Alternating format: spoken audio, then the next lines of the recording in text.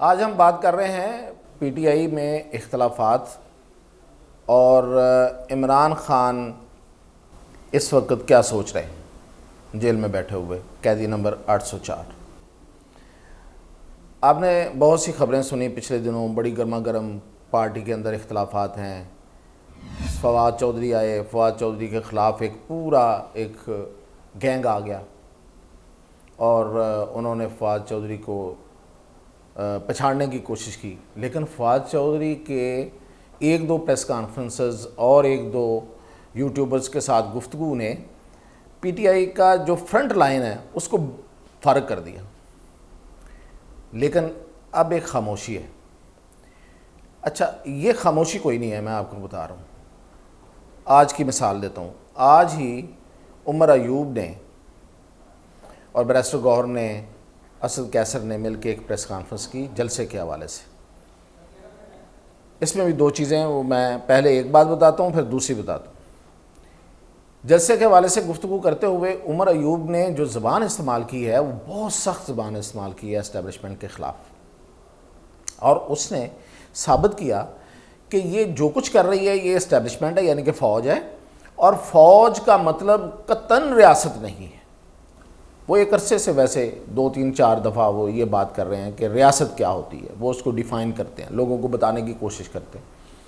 تو بیسیکلی یہ تو ایک ڈیمانڈ ہے، عمران خان صاحب نے یہ ان کی ذمہ داری لگائی ہوئی ہے کہ دیکھیں چیزیں کھول کر بیان کریں، لوگوں کو بتائیں کہ فوج کا مطلب قطعاً ریاست نہیں ہوتا، اور تاکہ لوگوں کو پتہ چلے کہ جب لوگ کہتے ہیں کہ دیکھیں جی ریاست کے خلاف جانا، تو اس کا مطلب یہ نہیں ہے کہ ہم فوج کے خلاف جانا جو ہے وہ ریاست کے خلاف جانا ہے، ریاست اور چیز ہے اور فوج اور چیز ہے۔ تو یہ تو وہ ہے، لیکن اس انداز میں اتنے ناڈر طریقے سے یہ بات کرنا، تو ٹی وی چینلز کا ایک ہائپ کریٹ کرنا جلسے کے حوالے سے، اور پھر جلسے پہ پولیس کا آ جانا اور اس کو دکھانا، یہ سب کیا ہے؟ کیا اسے روکا نہیں جا سکتا تھا؟ روکا جا سکتا تھا۔ ٹی وی چینلز کو آپ کو پتہ ہے کہ کیسے ہدایات ملتی ہیں اور کیسے خاموش ہو جاتی ہیں، تو کروایا جا سکتا تھا۔ تو یہ سب کچھ کیوں نہیں ہوا؟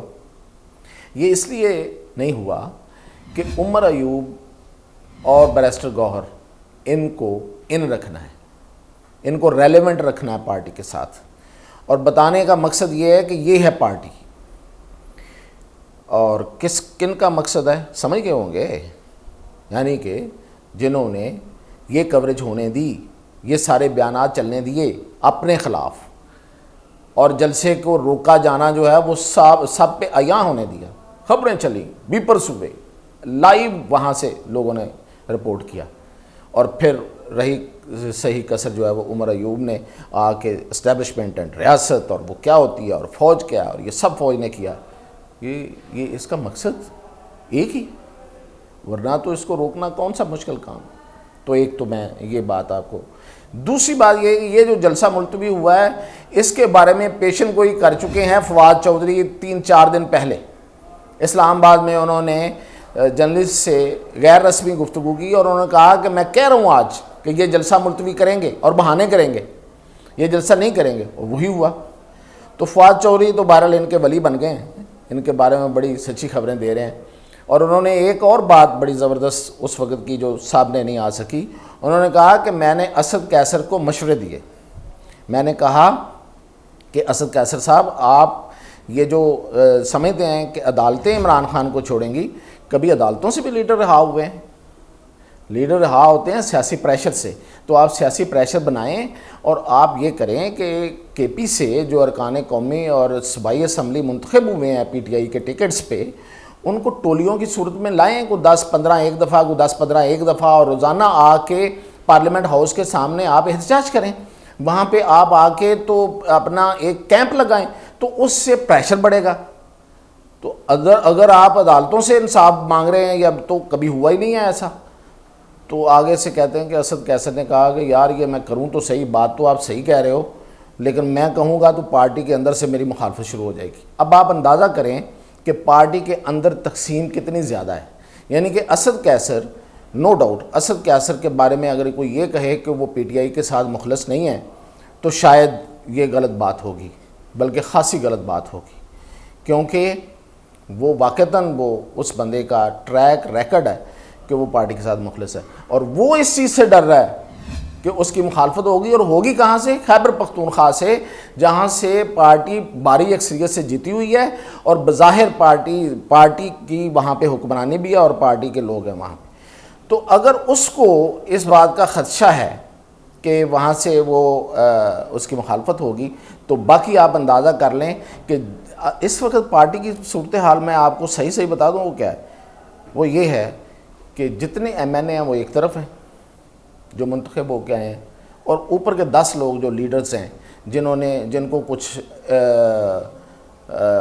لیڈر آف اپوزیشن ہے اور کچھ ان کو کمیٹیز مل گئی ہیں، ان کی چیئرمینیاں مل گئی ہیں، وہ ایک طرف ہیں۔